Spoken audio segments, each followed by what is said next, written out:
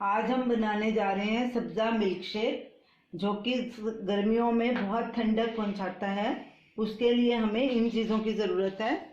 सब्जा 1 teaspoon, 1 teaspoon गूंद कतीरा, 150 ml दूध, 3 tablespoon रोज़ का शरबत। ये सब्जे को हमने तकरीबन आधा घंटा पहले भिगो के रखा था। ये देखिए फूल गया है काफ़ी।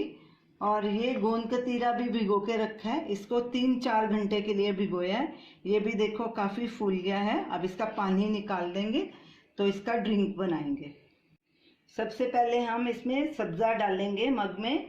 ये हमने 2 टेबलस्पून सब्जा लिया है, पानी में भिगो के रखा था। और 2 ही टेबलस्पून गूंद कतीरा, ये भी भिगा हुआ देखो फूल गया है काफ़ी। रोज़ का शरबत, दूध, इन सबको अच्छे से मिक्स करेंगे और ऊपर से आइस डालेंगे जितनी ज़रूरत होएगी क्यूब। इसको फिर से स्टर करेंगे। तो ये रही हमारी आज की रेसिपी सब्जा मिल्क शेक। ये गर्मियों में बहुत राहत पहुंचाता है और शरीर को बहुत ठंडक देता है। आप इसे ज़रूर ट्राई कीजिए और हमें अपना फीडबैक दीजिए और हमारी इस वीडियो को शेयर कीजिए, हमारे चैनल को सब्सक्राइब कीजिए। Thanks for watching.